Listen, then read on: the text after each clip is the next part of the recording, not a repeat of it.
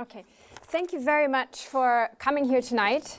And I'm going to just flow right into what Ari said, because first of all, that image you showed was instrumental for me going into sculpture, the Gala Hakra image. I started all of this 13 years ago when I took astrophysics classes at Harvard, and when I saw that image of the galaxies coming together and that pattern, it was like sculpture is in there. I can see it.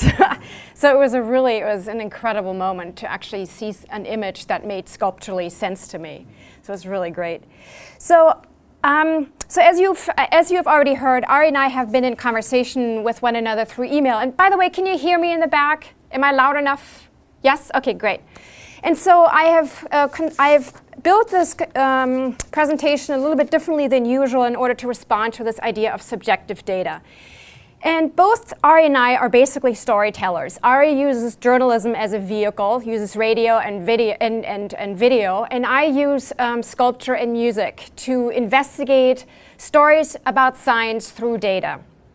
And in my case, the data comes in many different forms. It comes in forms of numerical data, so I take a lot of data from my weather stations, in forms of images, satellite images, spreadsheets, but I also gather information such as anecdotes of people surviving a storm, or fishing shanties that tell the story of a gale that happened in 1857. So the format in which my information comes in is not always totally scientifically based. I use a lot of different kind of information to build my stories with.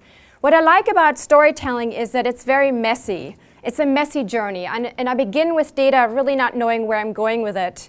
And it's the fact that I don't know where I'm going and that I have to react to the sculpture and the data, and I'm allowed to get messy, that I like working in this medium. So what I'm doing now is I'm going to talk to you a little bit about how I think about data, and then in the background you'll see images floating more or less in chronological order of some of the earlier work that I did closer to the present. Then I'm going to switch over and tell you two examples, more specifically how I work with data. So I've been working with data now for over 13 years, translating weather data and ocean data into woven sculptures using basket weaving as my main method of translation, sometimes also musical scores and musical performances. And in my work, it's always important to me that the work can straddle in both worlds, the science and the sculpture world. And I brought a little friend over there with me, so you're more than welcome to see some of this in real life. In all of this work, though, I see data as both a kernel of information, but I also see it as an artistic medium. And in that lies a contrast and a contradiction that I find incredibly poetic, and I'll talk about that a little bit later. But at the beginning, my work very much started in the service of science. I was interested in science. I started with astronomy. I wanted to understand it more in a 3D tactile way of thinking about it. And so at the beginning, the work was very didactic. It was using data to sculpt sculptures with. This is some of the earlier work. So the data is driven, the data drives these forms. And in a way, these sculptures are very didactic. They're answering a very specific question I have. Nowadays, my relationship to sculpture and data is much more nuanced and much more complicated. I'm much more interested now in digging into a nuance or poetic quality that I think both of them have, in order to dig into a deeper, maybe more subjective narrative that a scientific graph has a harder time tapping into. Very much what Ari was showcasing you earlier in the way he was building his stories. The graph doesn't tell the whole story of what that scientist on that glacier was going through. So that's what I'm trying to do with my sculpture. Every day that I go into my studio, though, I'm confronted with this contradiction. Do I treat data as an information that cannot be changed because it's information, or do I treat it as an artistic medium? So as an artist and as a craftsperson, what I learn is that in order to understand a material, you have to break it. And the material that I use the most is reed. Reed is a natural material. And I always tell my students, the only way you'll ever understand this material is if you do this. You break it. And in the studio, I have to break this material, burn it, push it, prod it, usurp it, melt it in all sorts of ways. I have to fail with this 1,000 times for me to really understand what this material can do. And as any craftsperson will tell you, learning about a material is not just about learning about this material or the technique. It's also learning about how this material reacts to other materials, how I use my body when I sculpt, how I can engage the very weaknesses of this material to bring out its most beautiful parts. And also how important accidents are in the making of this, in building with this, to reveal new aspects about the material that I didn't know existed. Now, if I take the same kind of wonderful rules of creativity and making into the world of data, and I talk about pushing, prodding, playing, burning, usurping, and melting data, I very quickly find myself in murky territory, because data starts to become bad data or data that's no longer usable. I've somehow violated a kind of integrity or purity in data by manipulating it too much. And so I find that very interesting, because I think the process of working with data as an artistic medium invariably threatens to break that kind of purity. And I think that purity is somewhat imposed by outside on how we think about data as this kernel of information. And to me, that's the most exciting part, is when I find data, that I'm working with data, when it gets close enough that I can threaten its integrity, but it still retains the story of science, but it also has become a metaphor, it also has become an artistic expression. So it doesn't always work out, lots of failures, but that's what I love when in that zone. So I see all of my work falling in between this continuum of, on one side, you have work that's very didactic, driven by numerical data. It's like a 3D graphic model, a three-dimensional sculptural model of data. And then on the other hand, you have an artistic expression where there are so many aesthetic decisions that have been made that the data has been virtually stripped of its scientific content. And what I'm interested in is that gray zone in the middle of where I can make work that can straddle both of these divides. It never does it comfortably, but I want the work to function both as a didactic model for science, so you can still see the scientific story within it, but I also want the data to have a day out, or to breathe a little bit, to have a little poetry, to become a metaphor, so that we can go into a much more nuanced story maybe about what the science, what the scientific concept is about that I'm talking about. So now I'm going to merge over to showing you two examples more concretely of how I work with data. So riffing off of Ari's work, I decided I'm going to focus on sound, and then one on the visual. So I built a lot of stories through musical notation and through sounds. And you might think, why is a sculptor interested in music or sounds? Well, to me, sound is very three-dimensional. First of all, we listen to sound in 360. And when we listen to sound, almost every part of our brain is activated. So it's not just that it's processing sound, but it's activating memory, it's activating language, rhythm, all sorts of aspects of our brain. The reason I got into sound or musical notation is because I was interested in not just how a weather instrument records weather. A weather instrument is a metronome. Every 5 seconds, every second, it can take a measurement. But human beings aren't metronomes. We experience weather much more emotionally and much more intuitively. And this came to the forefront for me when I was doing a project in Boston where I had a weather station on my body 24 hours a day, and I would just take weather readings and make sculptures with that, trying to see how weather interacted on a local level, on a kind of a minute local level. At the time, there was a death in the family. And so all of a sudden, all this objective data that I was collecting all of a sudden had a very different feel for it. So when something like this happens, like a death in the family, we don't experience time like a metronome. Time slows down, time speeds up, time feels disconnected. And so the first musical score I wrote was about the death of my father-in-law, and where I was juxtaposing objective weather data from my weather station with the subjective feeling of what time actually felt like during that process. And so why musical notation? Well, I'm not a musician, but I like the idea that musical notation is a way that you can retain the integrity of information but flavor it with an emotional reading by changing the notation around it. So let's say you have the phrase, "Mary had a little lamb." Most of us probably know that little tune. So just by changing the notation around it, or even the pitch, you can make this little melody of "Mary had a little lamb" sound happy, sad, drunk, erratic, mad, all sorts of things. But you're not actually changing the notes. And so this was a way of playing with that objectivity, subjectivity. So this is a score based on weather data from my weather station. So this is when we found out about his death, and down here is the funeral.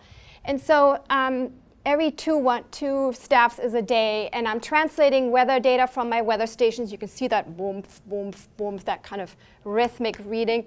These diagonal lines are wind readings I took. And then interspersed is the tempo. The tempo is the subjective feeling of what time felt like, with little notations of puppet theater after dark, sad, slow, giving a bit of a feeling of what time felt like. So I was curious about whether it was possible to interpret this musically. So the first thing I do is I translate these things into sculptures that are both three-dimensional visualizations of the weather, so you can read the weather off of that week. But it also now incorporates the musical notation system, so you can it also functions as a score. And then I work with musicians to interpret this. So you're going to hear Elaine Rombola playing that score, and what I tell musicians is that they cannot change the notes because I want them to play the weather, the way it actually behaves. But how they get from these notes to these notes and how they deal with the subjectivity within it is up to them. I'm very interested in how they deal, what kind of aesthetic decisions they make.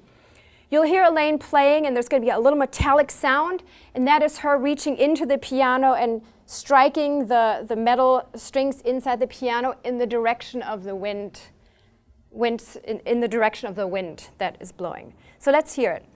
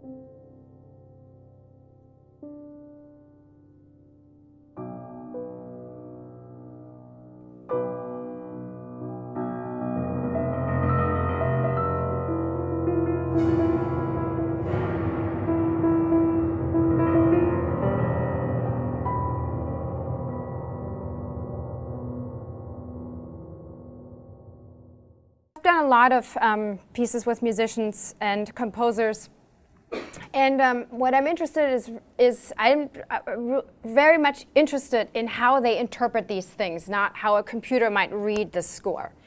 So the second project I've done with sound is a very, very recent one, and you're one of the first people to see this, which is rather than imposing a musical structure on eking out a more subjective reading of data, I thought, what if sound is data? What if I could collect sound as a form of data? So this summer I was an artist in residence at the Mountain Lake Biological Field Station in Virginia. So for 2 weeks I was on a mountaintop in Virginia near Roanoke with 70 biologists in this forest, and they were studying all sorts of things, and I decided I'm going to spend 2 weeks just listening to sounds related to weather. And what I was interested in is how can I try to find a way of translating the complexity of sounds into visual marks. And it was very much a lesson in failure, because I could never find anything that really encapsulated it. But here are some of the sounds that I was listening to. What you hear is wind and some birds. And that's not my recording, but it'll give you an example of what kinds of sound I was listening to.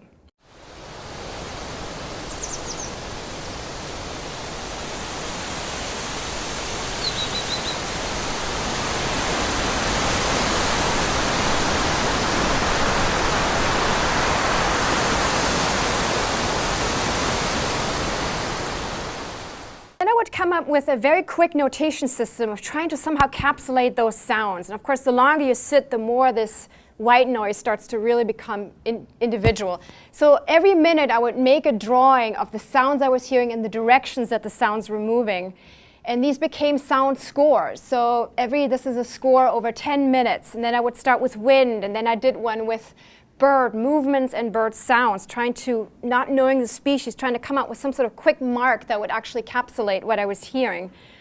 And the same thing with rain. I did a whole series of rainstorms. There was lots of rain up there, so that was always a source. Trying to figure out how to encapsulate where sound falls, if it's a hollow sound, if it's a flat sound, just through a mark. And these things, and then this was, and I've been doing this ever since. This is an airplane taking off, so every minute just sketching out what I was hearing. These kind of drawings led to these collages, which I think of as maps, which is up here's north, here's south, that's the wind patterns I was doing earlier. And I think of these very much as musical scores in that these lines indicate the direction of the sound, and the layering of this collaging shows you the progression of that movement over time. And this is an example of how working with data is a search. It's never really a journey. I think of these very much as sketches. So these were the first sketches, and then like 5 pieces later I made this, which is a wall piece where I was taking the initial drawings about wind and now kind of looking up into the sky and thinking what other patterns are related to wind. So there was the hurricanes that had gone through Virginia in the last 20 years. There's the jet stream of the day that I was doing the recording. These are the migratory routes that go through Virginia. Here's the cloud pattern, the overall cloud pattern going from up here's west, so northwest to southeast. And then 10 pieces further down, I have this one, which is taking the approach of a board game and translating bird and human sounds in here through these, again, these sculptural objects that show the movement of these sounds. And up here is west again.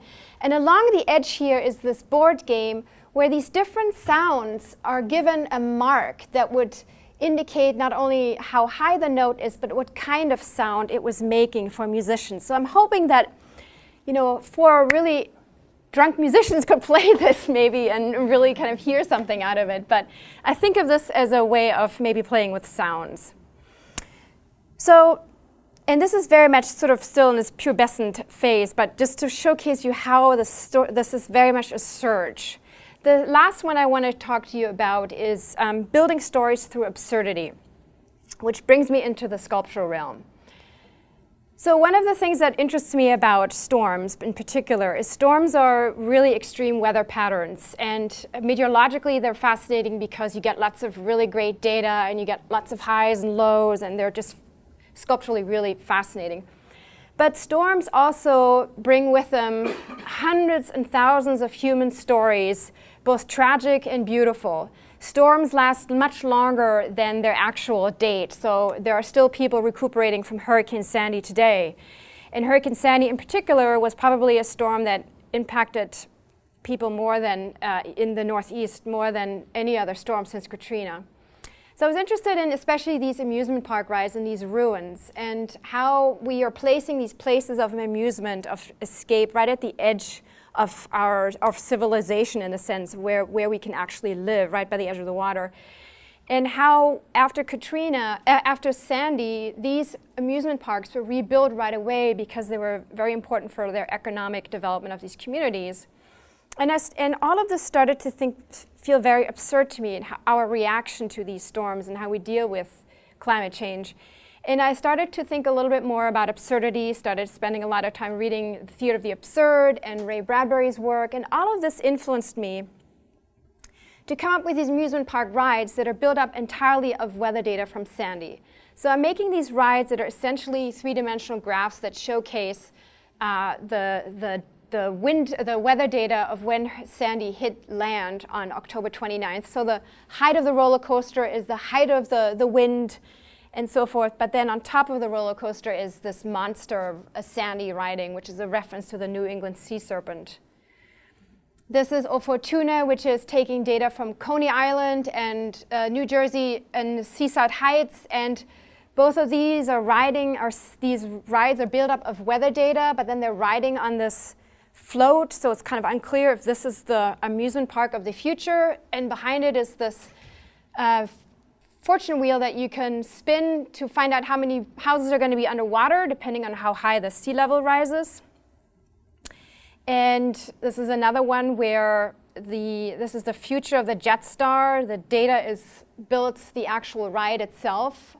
but then the entrance to this ride is on top of the crane, and you have to enter the ride on top of the crane, and then you go down into the water. So there's a kind of absurd, darker narrative that is built around the data that is talking about the presence, which is Sandy. This is another piece that has these 3 different rides, data from these 3 different locations, and translates into this big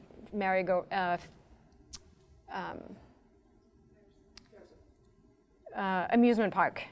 So I'm just going to flip through quickly because I need to end so we can talk about it.